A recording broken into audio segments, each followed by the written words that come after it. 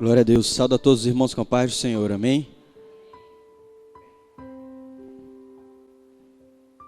Eu acredito que o Espírito Santo está muito alegre porque você está hoje na casa do Senhor. Deus sabe o sacrifício que você fez para estar aqui. Amém? E hoje Ele vai falar com você de uma forma que eu creio que você vai ser edificado pela palavra que vem dEle. Amém? Você pode abrir a Bíblia no livro de 1 Samuel.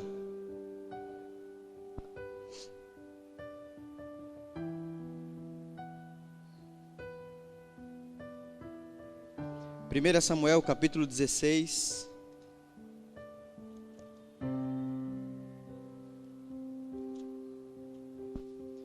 Verso 11 ao verso 13. Nós vamos começar por esse texto.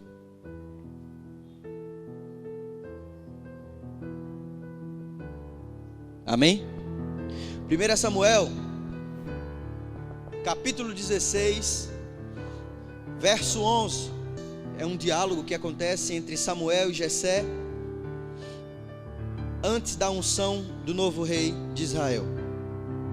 1 Samuel 11, verso 16, 1 Samuel 16, verso 11 diz assim: Samuel perguntou a Jessé: são estes todos os seus filhos? Não há mais nenhum?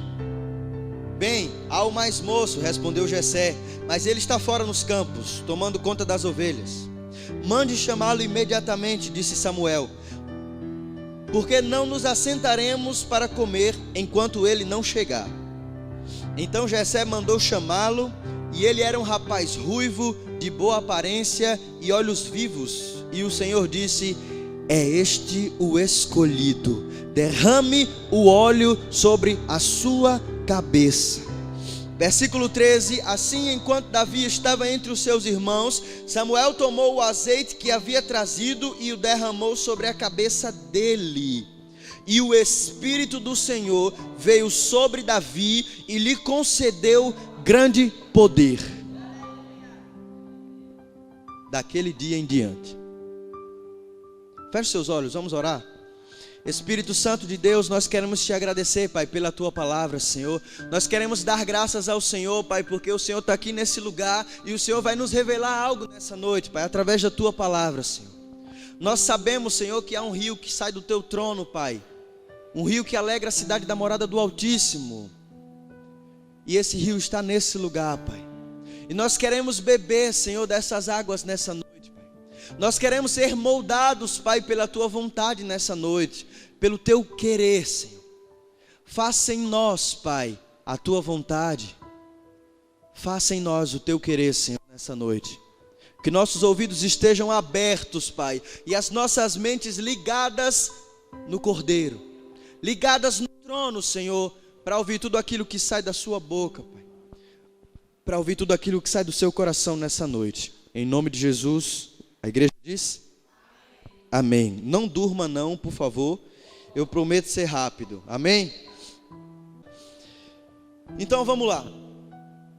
Esses versículos que a gente leu, eles falam da unção de Davi como rei, para ser o futuro rei. No momento em que Israel estava passando por uma dificuldade, onde o seu antigo rei, quem sabe o nome dele? Saul, já havia sido rejeitado por Deus, e Samuel, o profeta e governante, antigo governante, antes de ter ungido Saul, Samuel, o profeta, estava com pena de Saul. E Deus, ele fala para Samuel: Samuel, até quando você vai ter pena de Saul? Eu já não o rejeitei. Samuel fala: é mesmo, Senhor, está na hora. E Deus fala: ó, pegue uma vasilha, encha de azeite e vá na casa de Jessé. Junte todo mundo lá em Belém, na casa de Jessé, e unja aquele que eu mandar. Você já deve saber a história. Samuel passa pela cidade, o povo tudo assustado, porque quando um profeta chegava numa cidade, querido, a maioria das vezes era uma notícia ruim. E quando Samuel entrou naquela cidade, o povo estremeceu e disse: Samuel, sua visita é de paz? Samuel disse: é de paz. E ele foi na casa de Jessé, mandou que reunissem a todos. Os 3 primeiros apareceram, eram homens belos e fortes, Está escrito na palavra. E em todos Samuel disse: é esse. Mas o Senhor disse: não é esse, porque eu sei o coração. Eu não vejo com os seus olhos, eu vejo o coração. E passou todos os filhos de Jessé. Samuel ficou com aquela dúvida na cabeça, e ele disse: tem mais alguém, Jessé? Jessé disse: tem um bastardinho que está lá no campo cuidando das ovelhas. Ele disse: chama esse menino. Ele manda chamar Davi. Davi vem todo ofegante, correndo, pensando que tinha feito algo de errado. Estava todo mundo reunido olhando para ele. Com certeza os seus irmãos não estavam com um olhar muito agradável para ele, porque se o profeta havia vindo fazer algo grande na casa de Jessé e nenhum deles tinha sido escolhido, certamente seria Davi, e os irmãos dele já não deveriam estar com um olhar agradável. Então Davi entra na presença de Samuel, perguntando: o que foi que eu fiz, eu não sei. E naquela hora Samuel manda Davi se ajoelhar na presença de todos. Nesse momento deve se passar na mente de Davi o Salmo 23. Preparas uma mesa perante mim na presença dos meus inimigos, unge a minha cabeça com óleo e o meu cálice transborda. Quem sabe Davi já tinha escrito isso, ou quem sabe esse poema, esse salmo surgiu nesse dia. Naquele momento Davi é ungido rei, e a palavra de Deus diz que quando o óleo cai sobre a cabeça de Davi, o Espírito do Senhor vem sobre ele. A unção que despedaça o jugo. Na maioria das vezes que você vai ler, ou você já leu a palavra do Senhor, quando alguém vai ungir outro, ordenado por Deus, a palavra diz: e o Espírito vem sobre ele. No Antigo Testamento o Espírito não atuava tanto como nos dias atuais. Ele atuava em um momento sim, em outro momento ele desaparecia. Em um momento ele vinha sobre a cabeça de alguém, vinha sobre a vida de alguém. Aquele alguém era tomado em espírito. A Bíblia fala que até Saul foi tomado pelo Espírito certa vez e profetizou. Em alguns momentos ele vinha, em alguns momentos não. E dessa vez sobre Davi, quando a palavra diz: o Espírito Santo veio sobre Davi e lhe concedeu grande poder daquele dia em diante. Isso diz para nós que daquele dia em diante Davi nunca mais se afastou da presença do Espírito Santo, porque o Espírito desceu naquele lugar sobre Davi no momento da unção, no momento que ele foi ungido, e jamais se apartou dele. Então todas as vezes que você ouvir que alguém foi ungido, isso quer dizer que aquele alguém recebeu o Espírito Santo. O ato de derramar óleo sobre a cabeça diz isso. E a unção, eu já devo ter falado aqui, eu ouvi um pastor comentando isso. Ele diz assim: a unção serve para 3 coisas: para você ter o que você nunca teria, para você ser o que você nunca seria, e para você chegar em lugares onde você nunca chegaria. Imagine sem a unção onde você estaria hoje. Com certeza eu estaria vivendo uma vida muito sem graça. Provavelmente eu não estaria casado, eu não estaria aqui na igreja, eu não teria a vida que tenho hoje, não viveria as promessas que vou viver. Provavelmente estaria em casa jogando videogame, fazendo alguma coisa chata, né? Porque até a unção trouxe a minha esposa. Amém? Glória a Deus. Imagina o que você seria sem a unção. Imagina o que você teria sem unção.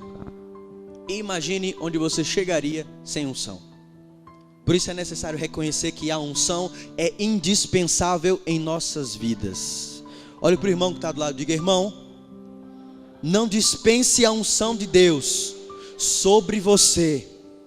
Aleluia. Unção é para isso. Unção significa separar, santificar. Unção é sinônimo de presença do Espírito Santo. No Antigo Testamento, quando Samuel ungiu a Davi, a Bíblia diz que o Espírito Santo veio sobre ele. E o ato de ungir alguém, derramar óleo sobre a sua cabeça, significa separá-la para Deus. Todas as vezes que alguém era ungido por ordem de Deus, era separado para o trabalho de Deus. Todos nós sabemos o significado da palavra santo.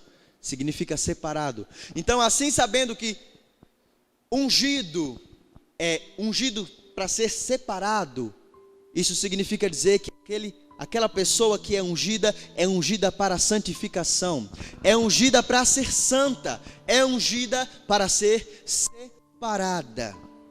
Então, quando alguém participa da unção de Deus, está sendo santificado para Deus. O que implica dizer que a unção que Deus nos dá, nos santifica para Ele. E eu digo para você, não existe unção sem presença do Espírito Santo, e não existe presença do Espírito Santo sem unção. Os dois estão diretamente ligados. O Espírito Santo está diretamente ligado à unção, à existência de unção em alguém, em um vaso, em uma pessoa, em um lugar, em uma reunião, um culto, um louvor. A existência da unção está diretamente ligada ao Espírito Santo. E eu digo para você, eu já ouvi muitas pessoas dizendo: eu não tenho unção, eu não tenho isso, eu não tenho aquilo.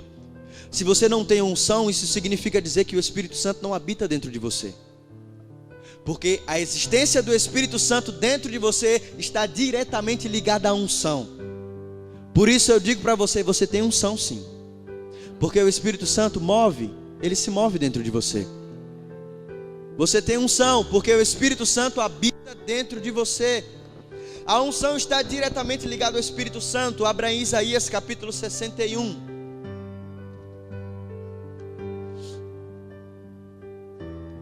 Isaías capítulo 61.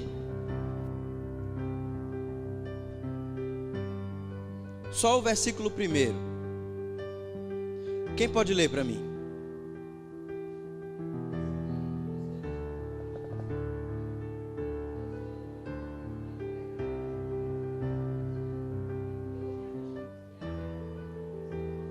Amém. Veja a primeira parte desse versículo. Preste atenção no que nós lemos. O Espírito do Senhor está sobre mim. Por quê? Porque Ele te ungiu. O Espírito está em você porque você foi ungido.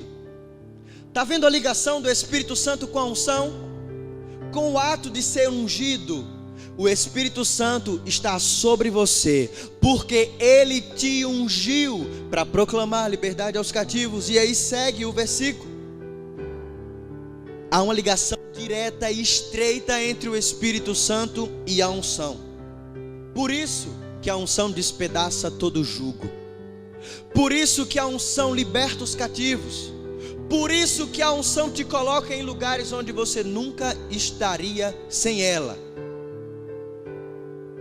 Por isso que a unção traz libertação para as almas. Porque onde o Espírito de Deus está, há liberdade.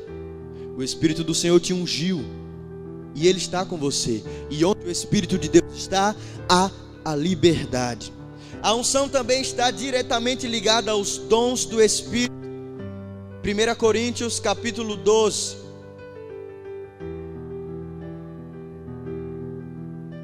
1 Coríntios 12, eu vou ler nessa versão aqui, na NVI. 1 Coríntios 12, versículo 4, diz assim a palavra de Deus, preste atenção, abre os ouvidos agora. Ora, Deus nos dá diferentes tipos de dons, porém o Espírito Santo é a fonte de todos eles. Está vendo que a unção e o Espírito Santo, assim como os dons do Espírito, estão ligados em uma coisa só? Não existe o Espírito Santo morar em você e você não ter unção. Não existe o Espírito Santo morar em você e você não manifestar os dons do Espírito. Está tudo ligado. Se Ele habita dentro de você, você tem unção. Se Ele habita dentro de você, você tem que exalar, você tem que mostrar e não suprimir os dons do Espírito. Como a palavra diz, não abafeis, não abafe o Espírito, não abafe a unção que existe dentro de você. Está tudo ligado. A consequência do Espírito Santo habitar em você é Ele te derramar, Ele te encher de unção. E a consequência de você ser cheio da unção é você exalar os dons que o Espírito Santo tem. Agora vá para o versículo 8 de 1 Coríntios 12. Vamos conhecer. Diz assim: a um Espírito concede a palavra de sabedoria, a outro a palavra de conhecimento, e este dom vem do mesmo Espírito. Ele dá um afeto todo especial a um e a outro dons de curar, pelo mesmo Espírito. A um ele dá o poder de fazer milagres, e a outro o poder de profetizar. A outro ainda o poder de discernir espíritos, que estão falando através daqueles que afirmam proclamar as mensagens de Deus, ou de perceber se realmente é o Espírito de Deus quem está falando. A um ele dá o dom de falar em línguas que jamais aprendeu, e outro que também não conhece aquela língua recebe o dom de interpretá-las. Versículo 11: é o mesmo e único Espírito Santo que dá todos esses dons, e Ele os distribui individualmente a cada um como quer. Percebe que você tem unção? Percebe que não pode haver jugo sobre a sua vida? Percebe, querido? Aí você pode perguntar: mas então por que eu me sinto assim? Porque eu sinto que há um jugo. Você vai entender daqui a pouco. Por isso, não ter unção, estar sem unção, significa estar vazio do Espírito Santo. Se você diz: poxa, não vou hoje para o culto porque eu acho que eu estou sem unção. Pior ainda, corra para o culto. Corra para a casa de Deus. Se você diz: eu estou sem unção, você está sem o Espírito Santo. Você está vazio do Espírito Santo. E é necessário não se embriagar com o vinho, mas se encher de quem? De quem? Do Espírito Santo. Abra aí em Salmos capítulo 133. Salmos 133. Bem conhecido.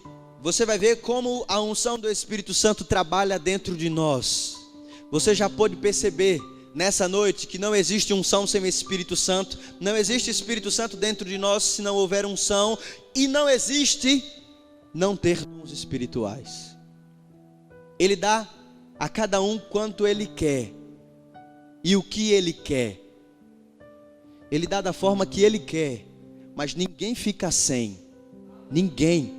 Porque os dons do Espírito são consequências da unção e da presença do Espírito Santo dentro de você. Amém? Salmo 133, você vai ver como a unção age em você. Como é bom e agradável quando os irmãos vivem em união.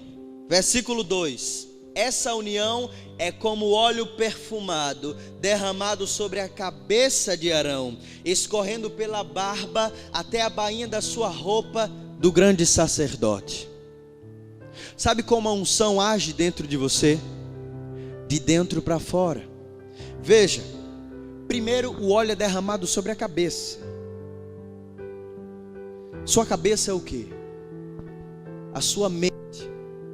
O óleo é derramado sobre a sua mente. A unção age primeiramente na sua mente, renovando e transformando, para que você experimente a boa, perfeita e agradável vontade de Deus. Não é à toa que Paulo fala: renove a sua mente, renove o seu entendimento, para você experimentar a vontade de Deus. A unção desce sobre a nossa cabeça, depois ela escorre pela nossa barba. Eu imaginava ela escorrer pela barba aqui, mas ela escorre pela barba aqui, na frente da nossa boca. A língua tem poder? Tem ou não tem? Tem poder, irmão? A língua tem poder. Depois ela desce pela barba aqui, pela nossa boca e pelos nossos lábios. A segunda mudança da unção de Deus em nossas vidas é no falar. No falar. O Espírito Santo muda a sua mente, muda o seu falar. Quando Ele muda o seu falar, Ele muda o seu agir. Quando Ele muda a sua mente, Ele muda o seu pensar. O Espírito Santo transformou a sua mente, transformou o seu falar. E por onde é que o óleo vai agora? 3. Depois desce pela orla das vestes. Sabe o que significa? As vestes significa a cultura, os costumes. Depois o Espírito Santo muda você por fora. Depois a unção muda você por fora. Depois que ela já moldou a sua mente, depois que ela já transformou a sua boca, mudou o seu falar, agora sim ela muda você por fora. Não tenha pressa. Não tenha pressa. Se você um dia evangelizar alguém e querer que ele mude as vestes instantaneamente, que ele mude o jeito dele instantaneamente, deixe que o Espírito Santo transforme primeiro a mente dele. A fé vem pelo ouvir, e ouvir a palavra de Deus. Se ele já ouviu a palavra de Deus e recebeu, aquilo já é uma porta de entrada para o Espírito Santo moldar a mente dele.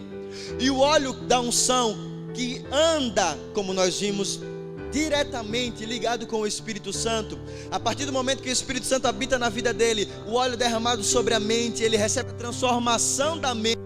Então ele vai receber a transformação do falar e do agir.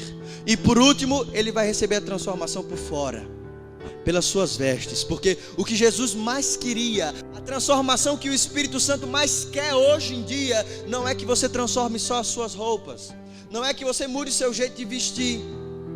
Porque isso, querido, existe muito lobo na igreja vestido melhor do que as ovelhas de Deus. Porque os maiores ladrões desse país se vestem melhor do que nós. A última mudança que Deus quer em você é por fora. A mudança que o Espírito Santo prioriza em você é na sua mente, é por dentro. Por dentro que o Espírito Santo quer moldar você, quer transformar você. Renove a sua mente, renove o seu entendimento. Por último, ele vai mudar os seus costumes, as suas vestes. E agora, como receber mais dessa unção? É certo que todos nós temos uma porção, mínima que seja, porque o Espírito Santo habita dentro de nós, e sem ele não há unção. Mas nós precisamos a cada dia buscar mais. Se encher do Espírito Santo é uma tarefa para nós, é uma tarefa para o seu eu. Se encher da unção é um dever seu. Ele desperta em você a sede, mas quem tem que correr atrás da fonte é você. Ele desperta em você a vontade de querer mais. Mas quem é o dono das pernas? A perna está ligada em que corpo? No seu. Corra atrás. O Espírito Santo acende a chama, mas quem tem que manter a chama acesa é você. Amém? Posso ouvir um amém? Como receber mais dessa unção? Primeiro, alimentando a sua fé. C.S. Lewis diz assim: garanta que a sua mente veja a sua fé. Como isso? Garanta que a sua mente veja a sua fé todos os dias. É por isso que oramos todos os dias, que lemos todos os dias e que vamos aos cultos sempre que podemos.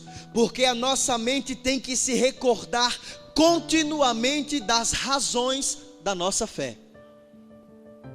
Você tem que diariamente mostrar para a sua mente por que você crê em Deus, por que você vive para Deus, o porquê você pega um ônibus, sai lá de longe, né, missionário? Vai lá para Campo Grande para falar para pessoas que nem conhecem coisas que estão escritas em um livro, que estão escritas num livro. É preciso que você lembre diariamente a sua mente as razões da sua fé para receber mais unção. Nenhuma fé permanece viva automaticamente.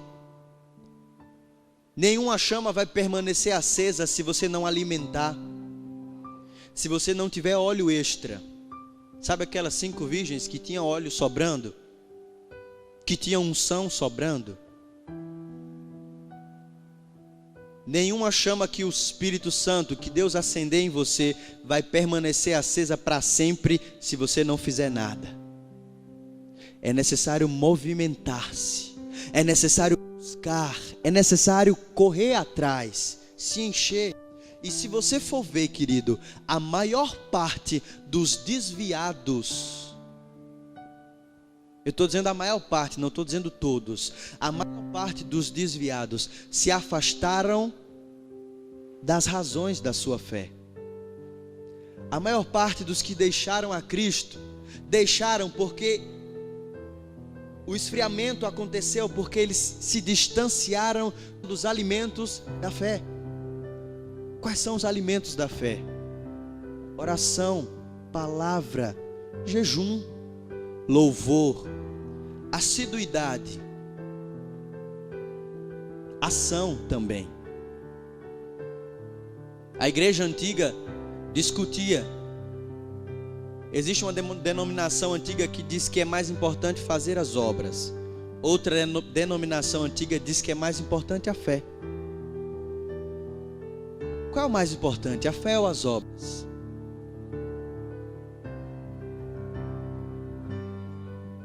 Os dois. Imagina uma tesoura. Imagina uma tesoura. Uma tesoura muito amolada. Tem como você dizer qual lâmina é mais importante do que a outra? Numa tesoura. A tesoura só corta porque as duas lâminas vão juntas na mesma hora no papel. Não tem uma lâmina mais importante do que a outra. Oração não é mais importante do que a ação. As obras não são mais importantes do que a fé, e a fé não é mais importante do que as obras. Elas caminham juntas, elas cortam juntas. Segundo, primeiro, alimente a sua fé. Mostre para a sua mente as razões da sua fé diariamente. Segundo, para receber mais unção, resista às tentações. Resistir ao diabo e ele fugirá de quem? De vós. Resistir ao diabo e ele fugirá de vós. O mundo diz assim, ó: aquele povo da igreja é um povo fraco. É um povo fraco porque eles nunca pecam, porque eles nunca caem nas tentações. E quando eles caem é rapidinho. Então eles não conhecem as tentações, eles não conhecem o pecado. O povo do mundo diz que a gente não sabe o que é a vida, porque a gente não experimenta os altos e baixos da vida, porque a gente não entra nas ruas escuras da vida. Mas eu digo para você,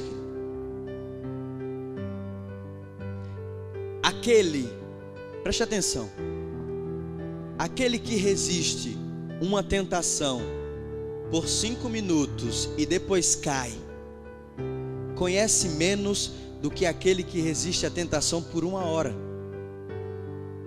Porque aquele que caiu nos primeiros 5 minutos não vai saber como é aquela tentação daqui a 1 hora. Então aquele que resistiu mais, conhece mais sobre ela. Aquele que mais se manteve firme, mais pode falar daquela tentação, mais pode falar daquele vale. Aquele que por mais tempo esteve em pé no meio do vale, sabe e conhece cada canto daquele vale. Porque por muito tempo ele esteve ali parado, por muito tempo ele resistiu àquela tentação. Por mais que ele venha cair horas depois ou dias depois, ele sabe mais do que aquele que passou só 5 minutos e não aguentou a tentação. Disse: essa tentação é forte demais, já vou me jogar, não aguento mais 1 minuto.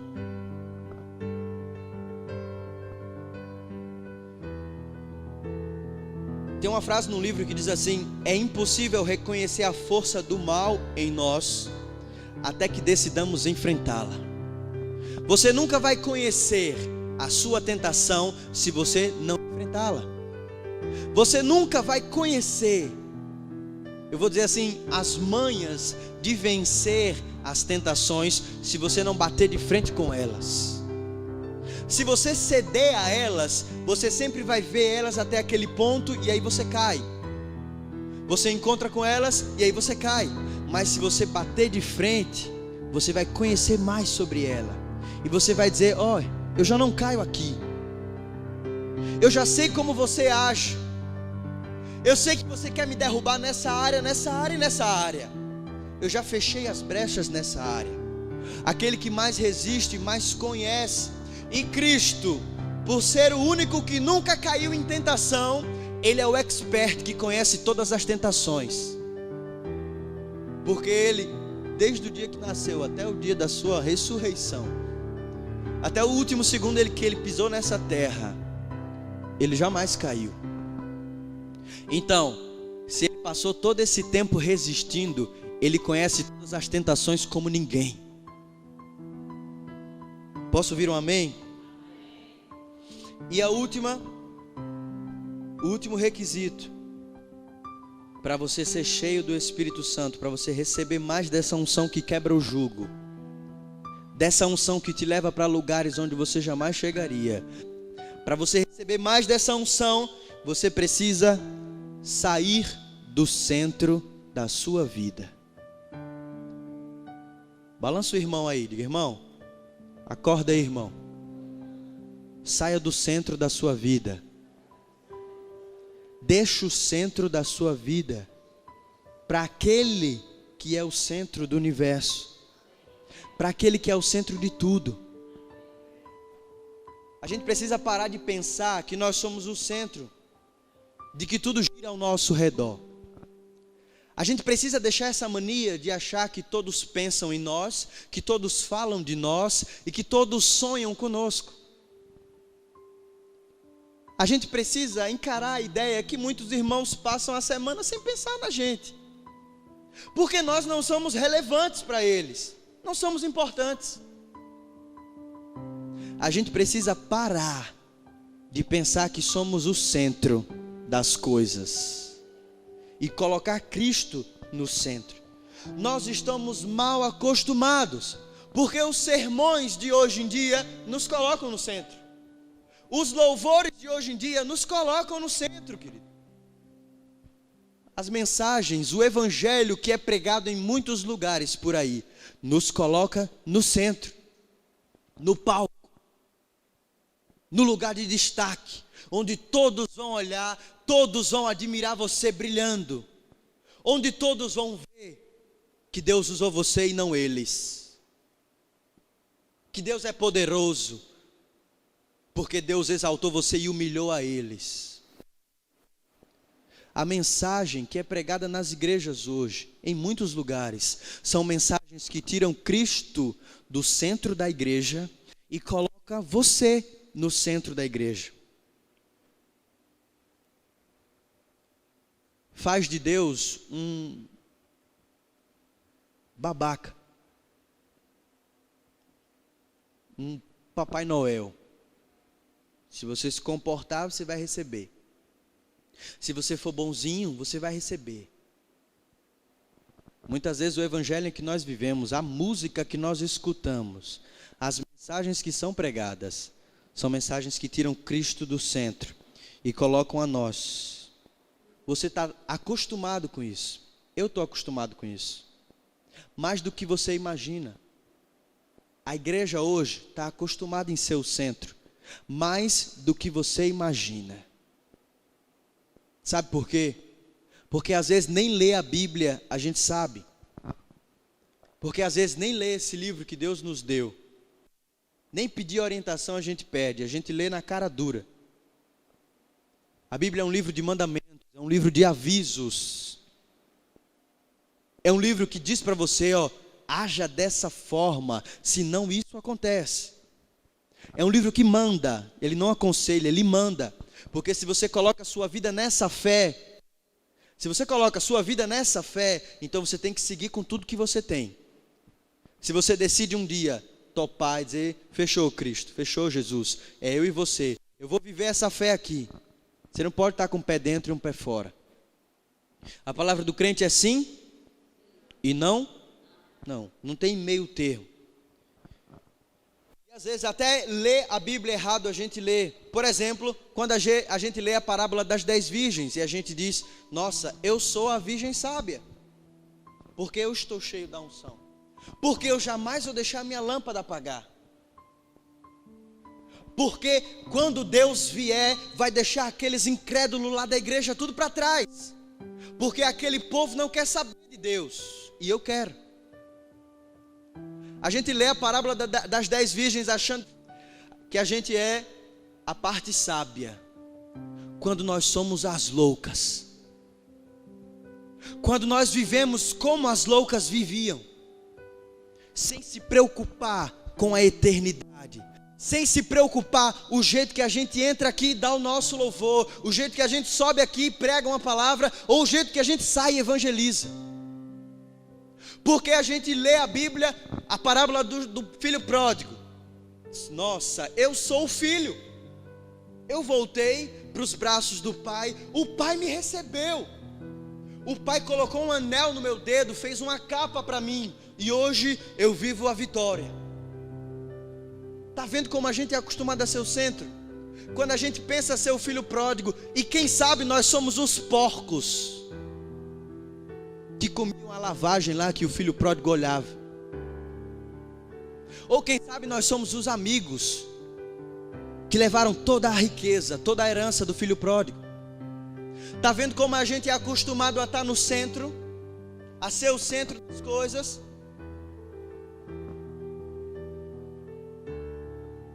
Aí você vai lá e lê aquele texto em que a mulher foi pega em adultério e ia ser apedrejada.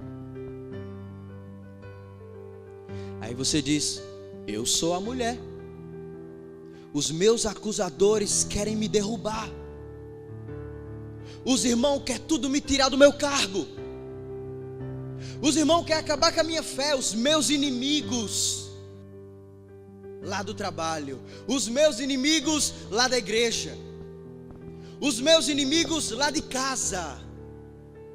Você lê a história da mulher que foi pega em adultério, que vai ser apedrejada, e que Cristo intervém, e você diz: eu sou a mulher, quando você é um daqueles que está com a pedra na mão, quando você é um daqueles que está disposto a jogar uma pedra naquela mulher.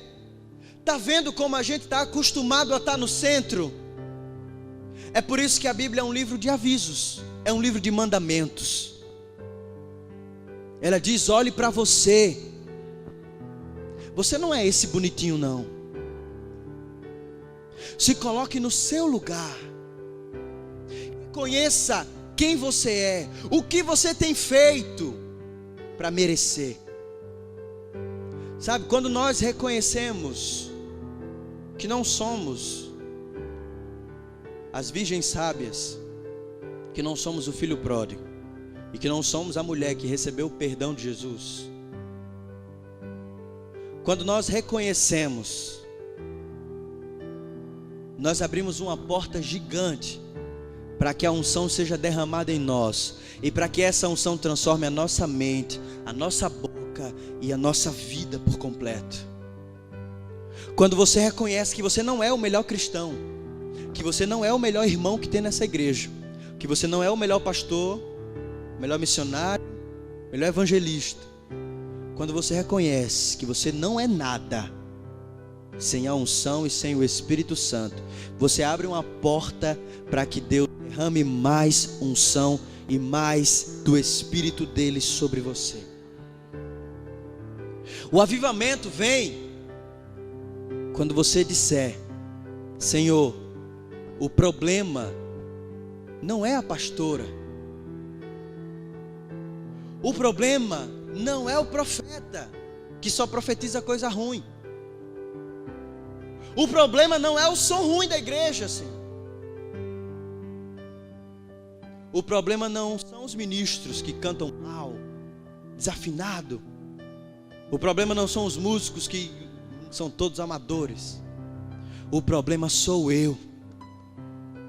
Quando você reconhece e diz: Pai, o problema sou eu. Sabe, Senhor, por que não tem caído fogo nesse lugar? Porque o problema sou eu. Sabe, Deus, porque o avivamento não tem chegado? Porque o problema sou eu. Sabe, Pai, a terra seca sou eu. Não é o meu irmão. Não é aquele que receba, fala Jeová. É para o irmão, não é para mim. Quando você reconhece, querido, que você é a terra seca, que você é o problema, se coloca no seu lugar, irmão. Se coloca no seu lugar. Reconhece as suas falhas. O orgulho é o pior dos pecados. O pior. Você vai dizer, não existe pecado menor nem maior. Vou dizer, de estrago, de consequência, existe sim graus. Para Deus não existe, há perdão para todos. Mas a consequência desses pecados, o orgulho é o pior. O pior. Para você ter uma ideia, só existe um adversário hoje das nossas almas, que é Satanás. Por causa de quê? Do orgulho. É o pior. Sabe por que é o pior? Porque quando você é orgulhoso, você não olha que você não vê que você é orgulhoso. Mas quando você é orgulhoso, você odeia que outras pessoas sejam orgulhosas. Quando você vê alguém se orgulhando, você diz, se acha. Quando você é orgulhoso, você vem para um culto e você diz, não teve profecia para mim. Não teve louvor para mim. Nossa, eu cantei e não bateram palmas. Quando você tem orgulho dentro de você, você fica frustrado quando as pessoas não lembram de você. Reconheça hoje que a terra seca é você. Reconheça, querido. Não é porque eu sou pastor que eu não sou terra seca. Não é porque você é músico, você é um irmão há 50 anos cristão, que você não é terra seca.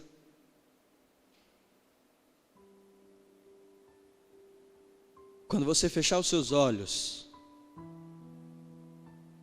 e vier orar por avivamento, quando você dobrar os seus joelhos em casa e orar por unção, essa unção vai descer sobre você quando você disser, Pai, o erro sou eu. A razão de não estar acontecendo sou eu.